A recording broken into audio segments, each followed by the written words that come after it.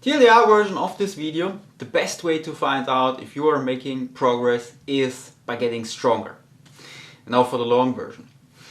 Basically, if you want to find out if you are making progress, you have three methods available to you. One of them is total crap, the second has to be done right, and the third is the most reliable.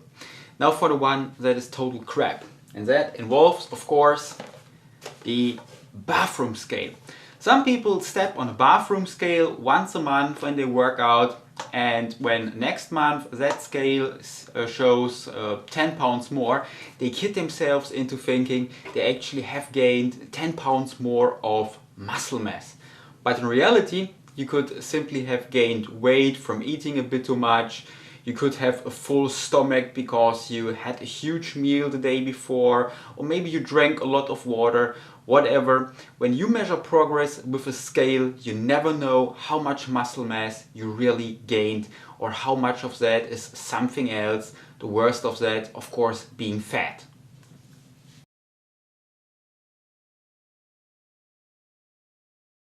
Number two, of course, is the tape measure.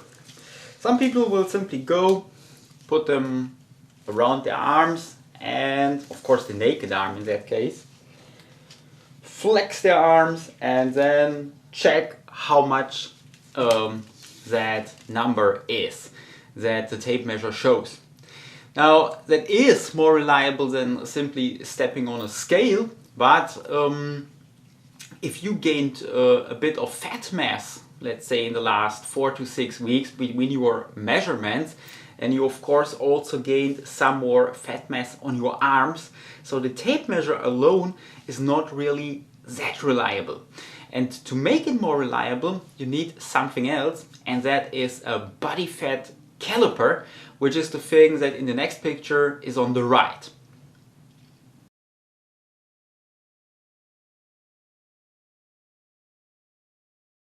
And what you do with one of those is you pinch your stomach with it, and that caliper will then give you a number that tells you how much body fat you have. Now the important thing about that is that when you do measurements with a tape measure, you should also do a measurement with that caliper, and then you can find out more reliably if you have really gained muscle mass if the number on the tape measure got bigger. If the number that the body fat caliper gives you has become smaller, while the number that your upper arm, for example, gives you has become bigger, then you have lost body fat and increased muscle mass. If the arm became bigger and the numbers that the caliper gave you became bigger too, then you might have gained a bit more muscle mass, but you certainly also have gained more body fat. So the increase on your arm may at least partly be due to more body fat on your body.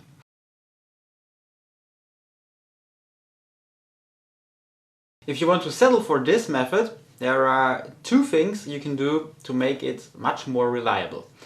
First of all, right at the beginning when you start tracking your weight this way, decide if you measure your muscles warm or cold. Warm means right after a workout, and a warm muscle will be bigger than a cold muscle. So if you mix warm and cold measurements, you would get numbers practically all over the board. Number two, when you use the caliper, always use the same spot on your stomach. So for example, you make yourself a rule of thumb like 2 inches left from my belly button. So that measurement will also always be in the same spot.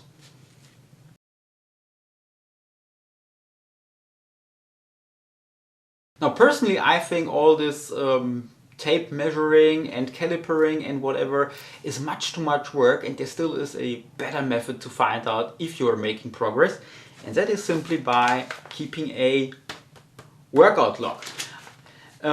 In that log I always write down what exercises I did, for how many reps and with how much weight, and looking at that log always tells me where I have stalled in an exercise, where I might have plateaued, how many reps I did last time, how many I did this time, how much weight I used a year ago, and so on. And I know as long as the numbers that I put down here keep increasing, I know I am making progress. And if you are an intermediate advanced trainee, your muscles have to grow to become stronger. So if the numbers in your log keep increasing, you practically know that your muscles are becoming bigger. And a side effect of keeping this log is if you have a demotivational phase, you can look over the logs of the last years and see how far you actually have come, and that can be quite a bit of motivation to get into your next workout and keep going.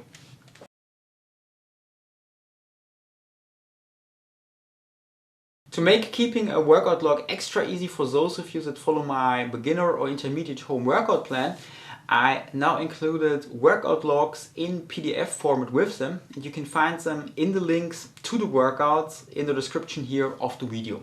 All you have to do is print them out. There are short directions with them, read through them, and you are good to go. And whatever method you settle for, I'd say just forget about the scale and then use the one you like best. And always remember that as long as you keep working out, as long as you are making progress, you are getting bigger, stronger, and healthier. And as always, thank you for watching. Until next time, bye bye.